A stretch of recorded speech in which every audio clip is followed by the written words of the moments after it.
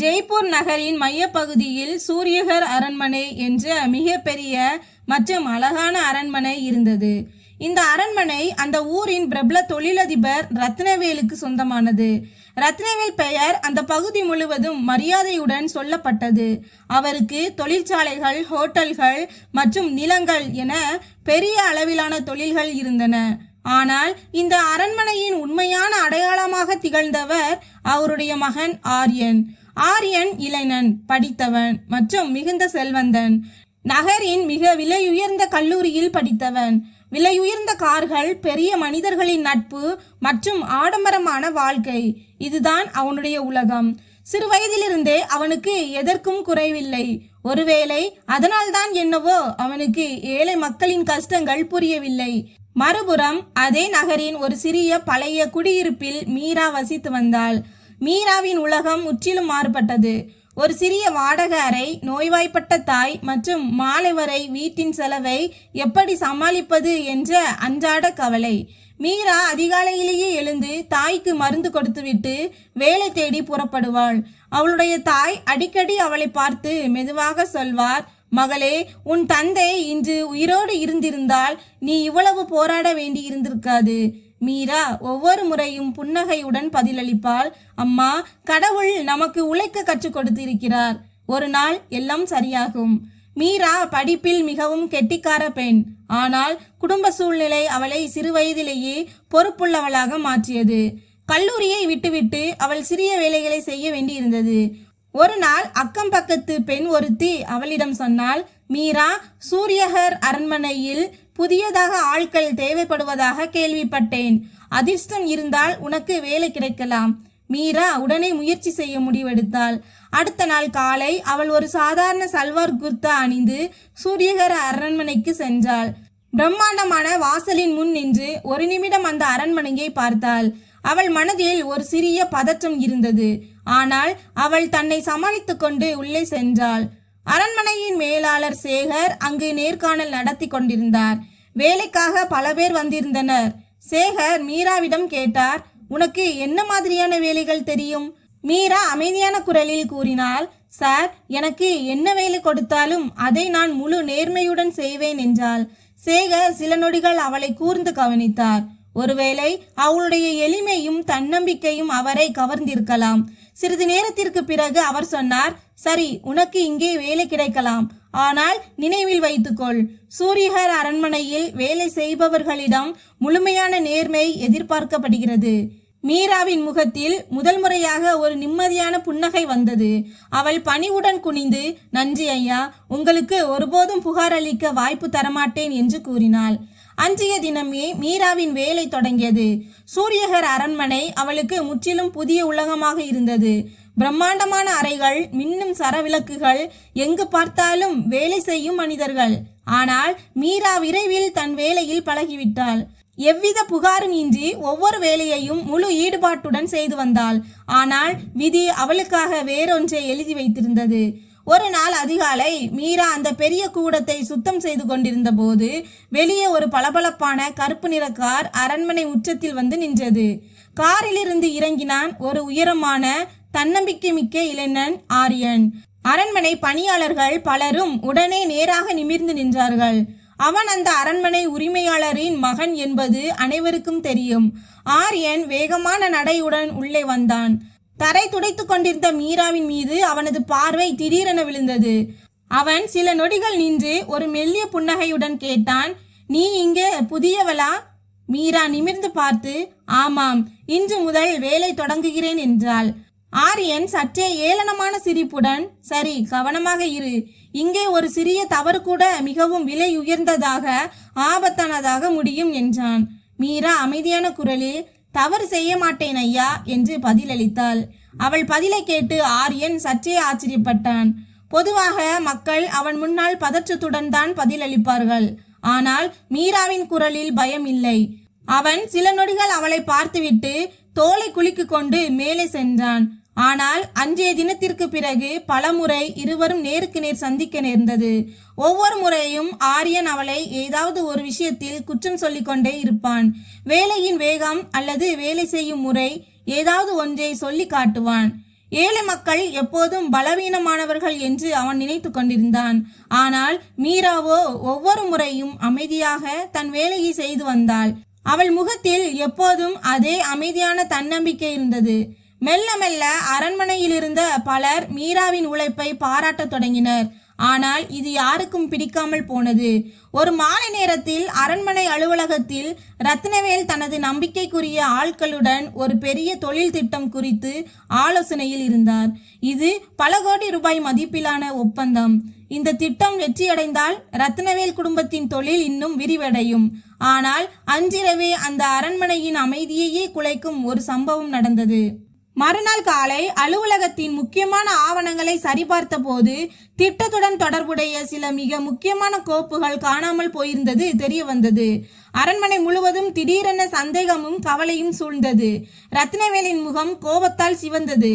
அவர் கடுமையான குரலில் கூறினார், இதை யார் செய்திருந்தாலும் அவர்களை எந்த விலை கொடுத்தாவது கண்டுபிடித்தே தீருவேன். அப்போது யாரோ ஒரு ஊழியர் மெதுவாக சொன்னார், ஐயா, நேற்று இரவு அந்த அலுவலகத்தின் அருகில் ஒரு புதிய பெண்ணை பார்த்தார்கள். அந்த புதிய பெண் மீராதான். இந்த பெயரை கேட்டதும் அறையில் இருந்த அனைவரது பார்வையும் ஒருவரை ஒருவர் நோக்கின. சூழல் திடீரென கனமானது. மற்றொருவர் மெதுவாக, ஐயா, அந்த பெண் நேற்று வெகுநேரம் வரை கூடத்தில் வேலை செய்து கொண்டிருந்தாள் என்றார். ரத்னவேலின் புருவங்கள் சுருக்கமடைந்தன. அவர் உடனடியாக உத்தரவிட்டார், அவளை இப்போதே இங்கு அழைத்து வாருங்கள். சில நிமிடங்களிலேயே மீரா அலுவலகத்திற்கு வரவழைக்கப்பட்டாள். அவள் உள்ளே வந்தபோது அறையில் இருந்த பலருடைய பார்வையும் அவள் மீதே நிலைத்திருந்தது. அவள் ஏற்கனவே குற்றவாளி என தீர்மானிக்கப்பட்டது போன்ற ஒரு சூழல் அங்கு நிலவியது. மீரா அமைதியான குரலில் கேட்டாள், ஐயா, என்னை அழைத்தீர்களா? ரத்தினவேல் குரல் கடுமையாக இருந்தது. நேற்று இரவு நீ எங்கே இருந்தாய்? மீரா பதற்றமின்றி பதிலளித்தாள், ஐயா, நான் கூடத்தை சுத்தம் செய்து கொண்டிருந்தேன். அதன் பிறகு என் அறைக்கு சென்று விட்டேன். அதற்குள் ஆரியனும் அங்கு வந்து விட்டான். அவனுக்கு ஏற்கனவே அனைத்தும் தெரிவிக்கப்பட்டிருந்தது. ஆரியன் நேரடியாக மீராவை பார்த்து கேட்டான், அலுவலகத்தின் அருகில் என்ன செய்து கொண்டிருந்தாய்? மீரா சற்றே ஆச்சரியத்துடன் அவனை பார்த்தாள். அலுவலகத்தின் அருகிலா? அப்போது அங்கிருந்த ஒரு ஊழியர் உடனே சொன்னார், ஆமாம், நீ அங்கு செல்வதை நானே பார்த்தேன். மீரா சில நொடிகள் மௌனமாக இருந்தாள். பிறகு சொன்னாள், நான் அந்த வழியாகத்தான் கடந்து சென்றேன் ஐயா, ஆனால் உள்ளே செல்லவில்லை. ஆரியனின் குரலில் சந்தேகம் அப்பட்டமாக தெரிந்தது. தற்செயலாக நடப்பதும் விசித்திரமாக இருக்கிறது. அதே இரவில் காகிதங்கள் காணாமல் போகின்றன. மீரா முதல் முறையாக நேரடியாக அவனது கண்களை பார்த்து சொன்னாள், நான் எதுவும் செய்யவில்லை ஐயா, ஆனால் அறையின் சூழல் அவளுக்கு எதிராக மாறியிருந்தது. ரத்தினவேல் கனத்த குரலில் கூறினார், இது மிகப்பெரிய விஷயம். பல கோடி ரூபாய் மதிப்பிலான ஒப்பந்தம் இது. ஆரியன் கடுமையாக சொன்னான், உண்மை வெளிவரும் வரை எவருமே சந்தேகத்திற்கு அப்பாற்பட்டவர்கள் கிடையாது. நிலைமை தனக்கு எதிராக திரும்புவதை மீரா உணர்ந்து கொண்டாள். இருப்பினும் அவள் தன்னை சமாளித்துக் கொண்டாள். சிறிது நேரத்திற்கு பிறகு அவளை வெளியே செல்லுமாறு கூறினார்கள். அவள் மெதுவாக அறையை விட்டு வெளியேறினாள். வெளியே வந்து ஒரு நீண்ட மூச்சை விட்டாள். அரண்மனையின் ஊழியர்கள் பலரும் அவளை விசித்திரமான பார்வையில் பார்த்தனர். சிலர் தங்களுக்குள் கிசுகிசுத்து கொண்டனர். புதிய பெண், அவள் எப்படிப்பட்டவளோ தெரியவில்லை. இவ்வளவு பெரிய அரண்மனையில் திருடுவது அவ்வளவு எளிதல்ல. உள்ளே இருப்பவர்கள் யாராவதுதான் செய்திருக்க வேண்டும். மீரா அனைத்தையும் கேட்டுக்கொண்டிருந்தாள். ஆனால் யாருக்கும் பதில் சொல்லவில்லை. அன்று இரவு அவளால் வெகுநேரம் தூங்க முடியவில்லை. தனது சிறிய அறையில் அமர்ந்து ஜன்னல் வழியாக வெளியே பார்த்து கொண்டிருந்தாள். அவளுக்கு தாயின் வார்த்தைகள் நினைவுக்கு வந்தன. மகளே, வாழ்க்கையில் உண்மையை சொல்ல ஒருபோதும் பயப்படாதே. மீராவின் கண்களில் லேசான ஈரம் படர்ந்தது. அவள் தனக்குள்ளேயே மெதுவாக சொல்லிக் கொண்டாள், நான் எந்த தவறும் செய்யவில்லை. இதை நான் நிரூபித்தே தீர வேண்டும். அடுத்த நாள் அரண்மனையின் சூழல் இன்னும் பதற்றமானது. பலரும் ஆவணங்களை தேடும் பணியில் ஈடுபட்டிருந்தனர். பாதுகாப்பு கேமராக்களின் காட்சிகள் ஆய்வு செய்யப்பட்டன. ஒவ்வொரு ஊழியரிடமும் விசாரணை நடத்தப்பட்டது. ஆரியனும் தொடர்ந்து விசாரணையில் ஈடுபட்டிருந்தான். ஆனால் அவனது மனதில் ஒரே ஒரு சந்தேகம் மட்டும் மீண்டும் மீண்டும் வந்து கொண்டிருந்தது. அது மீரா. அந்த பெண் ஏன் இவ்வளவு அமைதியாக இருக்கிறாள் என்பது அவனுக்கு புரியவில்லை. அவள் உண்மையிலேயே நிரபராதி என்றால் ஏன் பயப்படவில்லை? ஒருவேளை குற்றவாளி என்றால் ஏன் அவளிடம் பதற்றம் தெரியவில்லை? மதிய நேரத்தில் ஆரியன் நடைபாதையில் சென்று கொண்டிருந்தான். அப்போது அவனது பார்வை மீராவின் மேல் விழுந்தது. அவள் எதுவுமே நடக்காதது போல அமைதியாக தன் வேலையை செய்து கொண்டிருந்தாள். ஆரியன் சில நொடிகள் அவளை பார்த்தான். பிறகு அவளருகே சென்று, இந்த விஷயம் எவ்வளவு பெரியது என்று உனக்கு தெரியுமா என்றான். மீரா வேலையை நிறுத்திவிட்டு அவனை பார்த்தாள். தெரியும் ஐயா. ஆரியன் சற்றே கடுமையான தோணியில் சொன்னான். உண்மையிலேயே உனக்கும் இதற்கும் எந்த தொடர்பும் இல்லை என்றால் அது நல்லது. உண்மையை இப்போதே சொல்லிவிடு. மீரா அமைதியான குரலில் கூறினாள். நான் முன்பே இதையேதான் சொன்னேன் ஐயா, நான் எதுவும் செய்யவில்லை. அவளது பதில் ஆரியனுக்கு பிடிக்கவில்லை. எல்லோரும் இதைதான் சொல்வார்கள் என்றான் அவன். மீரா மெதுவாக சொன்னாள். ஆனால் எல்லோருமே பொய்யர்களாக இருப்பதில்லை. சில நொடிகள் இருவருக்கும் இடையே மௌனம் நிலவியது. இந்த பெண்ணின் குரலில் ஒரு விசித்திரமான தன்னம்பிக்கை இருப்பதை ஆரியன் முதல் முறையாக உணர்ந்தான். இருப்பினும் அவனிடம் அவளை சந்தேகிக்க வலுவான காரணங்கள் இருந்தன. அவன் ஏதும் பேசாமல் அங்கிருந்து சென்று விட்டான். மறுபுறம் அரண்மனைக்குள் சிலர் உள்ளுக்குள் மிகவும் பதற்றமாக இருந்தனர். அவர்களில் ஒருவன் ராகவ், ரத்னவேலின் பழைய பிசினஸ் மேனேஜர். ராகவ் வெளியே பார்க்க மிகவும் நம்பிக்கைக்குரியவனாக தெரிந்தான். ஆனால் அன்று அவனது முகத்தில் லேசான நடுக்கம் தெரிந்தது. அவன் அடிக்கடி தன் போனில் யாரிடமோ ரகசியமாக பேசிக் கொண்டிருந்தான். வேலை முடிந்தது, ஆனால் இன்னும் சிறிது காலம் காத்திருக்க வேண்டும். மீரா இதையெல்லாம் கவனித்துக் கொண்டிருந்தாள். கடந்த சில நாட்களாகவே சில குறிப்பிட்ட நபர்களின் நடவடிக்கைகளை அவள் கண்காணித்து வந்தாள். அவள் முகத்தில் கவலை இல்லை, மாறாக ஒரு ஆழமான சிந்தனை இருந்தது. மாலை நேரத்தில் சூரியன் மறையும் வேளையில் மீரா அரண்மனையின் பின்பக்க தோட்டத்தில் நின்று கொண்டிருந்தாள். அப்போது அவளது போனில் ஒரு பழைய மெசேஜ் திறந்தது. அதில் ஒரு வரி மட்டும் எழுதப்பட்டிருந்தது. உண்மையை வெளிக்கொண்டு வரும் நேரம் வந்துவிட்டது. மீரா மெதுவாக போனை அணைத்தாள்.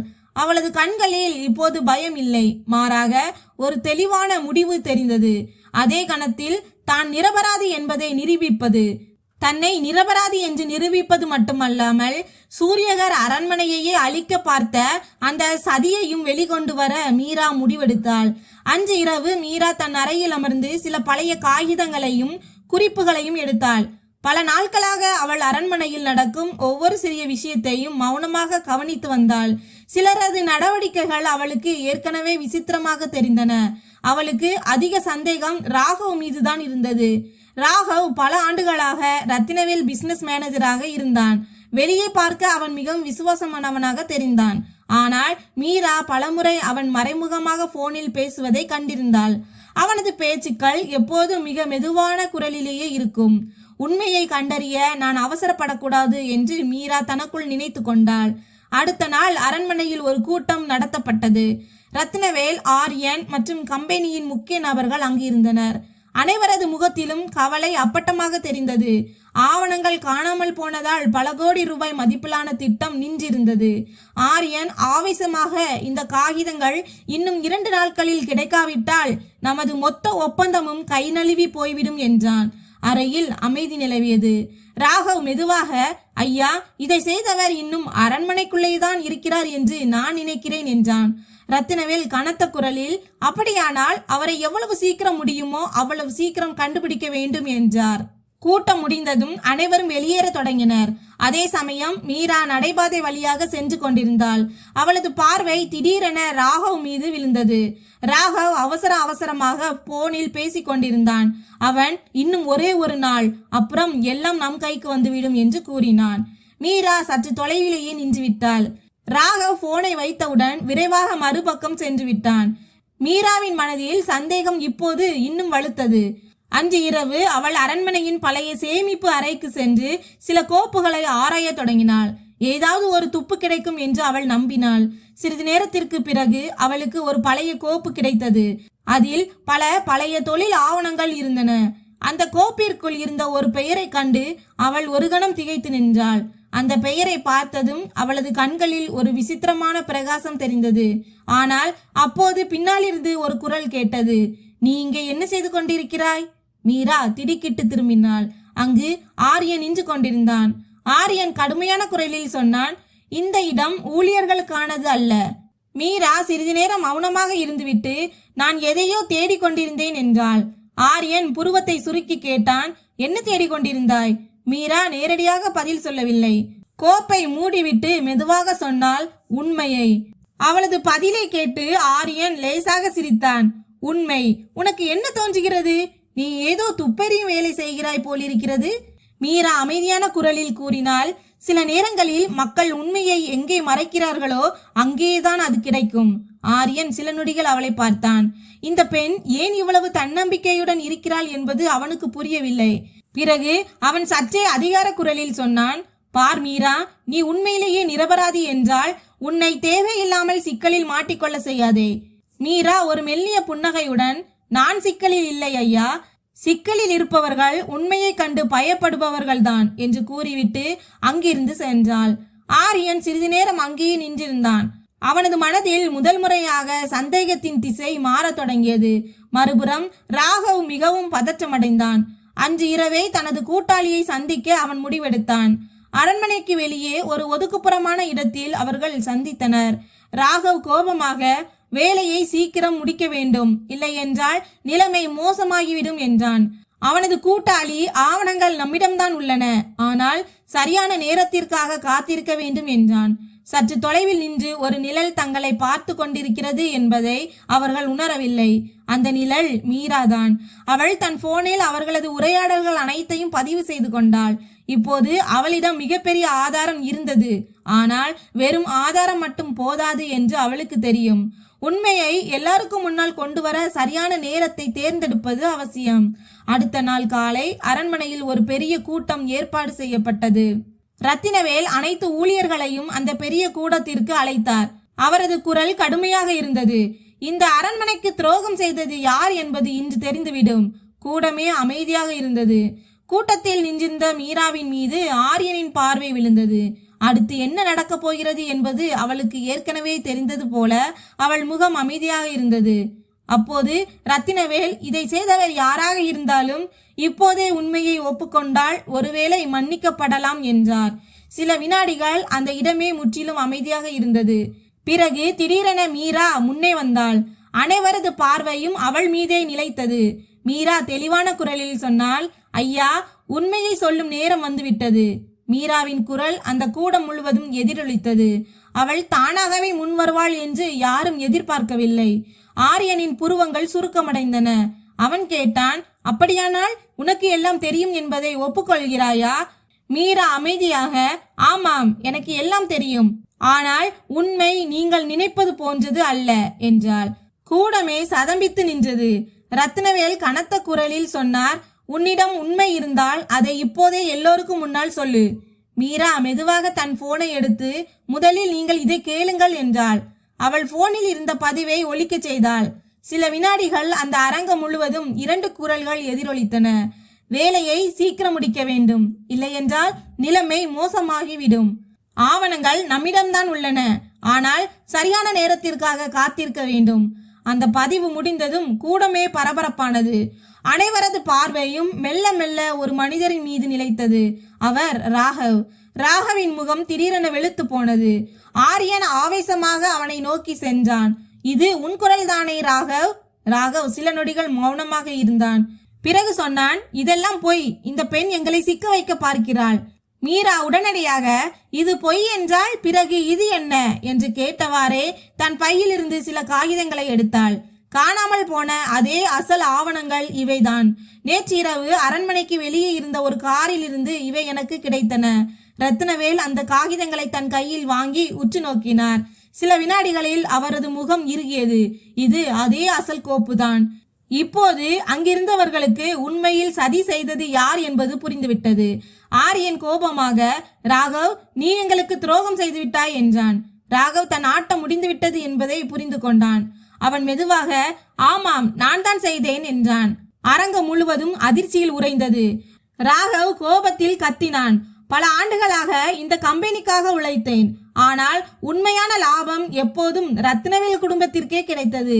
அதனால் தான் இந்த முறை ஆட்டத்தை தலைகீழாக மாற்ற நினைத்தேன். ரத்னவேலின் குரல் கனத்தது. உனக்கு என்ன வேண்டுமோ அதை கேட்டிருக்கலாம். ஆனால் ஏன் இந்த துரோகம்? ராகவ் பதில் ஏதும் சொல்லவில்லை. சற்று நேரத்திலேயே பாதுகாப்பு படையினர் அவனை அங்கிருந்து அழைத்து சென்றனர். இப்போது அரங்கம் அமைதியானது. அனைவரது பார்வையும் மெல்ல மீராவை நோக்கி திரும்பியது. ரத்னவேல் அவள் அருகே வந்தார். அவரது குரலில் இப்போது பழைய கடுமை இல்லை. மீரா, நீ நினைத்திருந்தால் மௌனமாக இருந்திருக்கலாம். பிறகு ஏன் இதையெல்லாம் செய்தாய்? மீரா சில நொடிகள் மௌனமாக இருந்தாள். பிறகு மெதுவாக சொன்னாள், ஏனென்றால் உண்மையை மறைப்பதும் ஒரு தவறுதான். இவ்வளவு சொல்லிவிட்டு அவள் திரும்பி செல்ல தொடங்கினாள். ஆனால் அப்போது ரத்தினவேல், நில், நான் தெரிந்து கொள்ள விரும்பும் இன்னொன்றும் இருக்கிறது. நீ உண்மையில் யார் என்றார். அரங்கில் அமைதி நிலவியது. மீரா மெதுவாக அவரை நோக்கி திரும்பினாள். அவளது கண்களில் லேசான ஈரம் இருந்தது. என் தந்தையின் பெயர் ரகுவீர் பிரசாத். இந்த பெயரை கேட்டதும் ரத்தினவேல் சிலையாக உறைந்து நின்றார். அவரது கண்கள் விரிந்தன. ரகுவீரா? மீரா மெதுவாக சொன்னால், ஆமாம், அதே ரகுவீர் தான். ரகுவீர் பிரசாத் ஒரு காலத்தில் உங்கள் மிகவும் நம்பிக்கைக்குரிய தொழில் கூட்டாளியாக இருந்தவர். அரங்கம் முழுவதும் திகைப்பில் ஆழ்ந்தது. மீராவின் குரல் லேசாக நடுங்கியது. பல ஆண்டுகளுக்கு முன்பு ஒரு சதியின் காரணமாக என் தந்தை இறந்தபோது அவரது பெயரும் கெடுக்கப்பட்டது. அவர் கம்பெனிக்கு துரோகம் செய்துவிட்டதாக மக்கள் பேசிக்கொண்டார்கள். ரத்தினவேல் கண்கள் குற்ற உணர்ச்சியில் தாழ்ந்தன. மீரா தொடர்ந்து கூறினாள், ஆனால் என் தந்தை நேர்மையற்றவர் அல்ல. உண்மை வேறொன்று என்பது எனக்கு சிறு வயதிலிருந்தே தெரியும். அதனால்தான் உண்மையை வெளிக்கொண்டு வர நான் இங்கு வந்தேன். கூடமே அமைதியானது. ரத்னவேல் மெதுவாக, மீரா, என்னை மன்னித்து விடு. அந்த நேரத்தில் என்னால் உண்மையை உணர்ந்து கொள்ள முடியவில்லை என்றார். மீரா மெலிதாக புன்னகைத்தாள். தவறு உங்களுடையது அல்ல. உண்மை அவ்வளவு நேர்த்தியாக மறைக்கப்பட்டிருந்தது. இப்போது ஆரியன் முன்னே வந்தான். அவனது முகத்தில் வருத்தம் அப்பட்டமாக தெரிந்தது. மீரா, உன்னை பற்றி எதுவுமே தெரியாமல் நான் உன்னை மிகவும் தரக்குறைவாக பேசிவிட்டேன். மீரா எதுவும் பேசவில்லை. ஆரியன் ஒரு நீண்ட மூச்சை விட்டான். பிறகு அந்த அரங்கம் முழுவதும் கேட்கும்படி சொன்னான், இன்று நான் உங்கள் அனைவருக்கும் முன்னால் ஒரு விஷயத்தை சொல்ல விரும்புகிறேன். அனைவரும் அமைதியாக அவனை பார்த்தனர். ஆரியன் நேரடியாக மீராவை பார்த்து சொன்னான், மீரா, நீ இந்த அரண்மனையை மட்டும் காப்பாற்றவில்லை, உண்மைக்கான அர்த்தத்தையும் எங்களுக்கு புரிய வைத்திருக்கிறாய். ஒரு மனிதனின் உண்மையான மதிப்பு அவனது பணத்தில் இல்லை, மாறாக அவனது குணத்தில் இருக்கிறது என்பதை இன்று நான் உணர்ந்து கொண்டேன். சில நொடிகள் மௌனமாக இருந்துவிட்டு பிறகு அவன் கேட்டான், உனக்கு சம்மதம் என்றால் நீ என் வாழ்க்கையின் பாதியாக மாறுவாயா? என்னை நீ திருமணம் செய்து கொள்வாயா என்று கேட்டான். மொத்த கூடமும் அதிர்ச்சியில் உறைந்தது. ஆரியன் இப்படி ஒரு கேள்வியை கேட்பான் என்று யாரும் கனவிலும் நினைக்கவில்லை. மீராவும் சில நொடிகள் மௌனமானாள். பிறகு மெதுவாக சொன்னாள், திருமணம் என்பது ஒரு பெரிய முடிவு. இதை இவ்வளவு அவசரமாக எடுக்க முடியாது. ஆரியன் தலைகுனிந்து, எனக்கு புரிகிறது, ஆனால் என் முடிவு உண்மையானது என்றான். நாட்கள் கடந்தன. ஆரியன் தன் நடத்தையின் மூலம் தான் உண்மையிலேயே மாறிவிட்டதை நிரூபித்தான். அவன் இப்போது முன்பை போல கர்வத்துடன் இருக்கவில்லை. ஒரு நாள் சூரியகர் அரண்மனையின் அதே முற்றத்தில் மீரா கடைசியாக மெதுவாக சொன்னாள், சரி, உங்கள் விருப்பத்தை நான் ஏற்றுக்கொள்கிறேன். அன்று அரண்மனை முழுவதும் மகிழ்ச்சி பொங்கியது. மிகவும் எளிமையாகவும் மரியாதையுடனும் ஆரியன் மற்றும் மீராவின் திருமணம் நடைபெற்றது. மக்கள் ஆச்சரியப்பட்டார்கள்.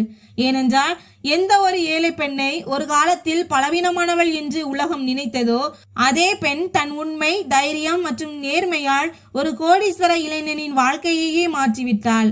ஒரு மனிதனின் உண்மையான பலம் அவனது பணத்தில் இல்லை, மாறாக அவனது குணம் மற்றும் தைரியத்தில் தான் இருக்கிறது என்பதுதான் நிதர்சனமான உண்மை. நண்பர்களே, இந்த கதையிலிருந்து நாம் கற்றுக்கொள்ளும் பாடம் என்னவென்றால், வாழ்க்கையில் எப்போதும் எந்த ஒரு மனிதனையும் அவருடைய வறுமையை கொண்டோ அல்லது அந்தஸ்தை கொண்டோ எடை போடக்கூடாது. பல நேரங்களில் நாம் யாரை பலவீனமானவர்கள் என்று நினைக்கிறோமோ அவர்களே மிகவும் பலமானவர்களாக உருவெடுக்கிறார்கள். உண்மையும் நேர்மையும் வெற்றி பெற சற்று காலமாகலாம், ஆனால் ஒரு நாள் நிச்சயம் வெல்லும். ஒரு ஏழை பெண்ணின் நேர்மை அவளது குடும்ப பழியை துடைத்தது மட்டுமல்லாமல் ஒரு கோடீஸ்வர குடும்பத்தின் பார்வையையும் மாற்றியது. இந்த கதை ஒரு மனிதனின் உண்மையான மதிப்பு அவனது பணத்தில் இல்லை, அவனது நேர்மையிலும் குணத்திலும் தான் இருக்கிறது என்பதை அழகாக விளக்குகிறது. மீரா என்ற ஏழை பெண் தன் தந்தையின் கௌரவத்தை மீட்டெடுத்ததோடு ஒரு கோடீஸ்வர குடும்பத்தின் கர்வத்தையும் மாற்றினாள். இந்த கதை உங்களுக்கு பிடித்திருந்தால் வீடியோவை லைக் செய்யுங்கள், சேனலை சப்ஸ்கிரைப் செய்யுங்கள். மேலும் இந்த கதையை உங்கள் நண்பர்களுடன் பகிர்ந்து கொள்ளுங்கள். ஏனென்றால் இது போன்ற கதைகள் வெறும் பொழுதுபோக்கிற்காக மட்டுமல்ல, வாழ்க்கையின் உண்மைகளையும் கற்றுக் கொடுக்கின்றன. மீண்டும் அடுத்த கதையில் சந்திப்போம். நன்றி.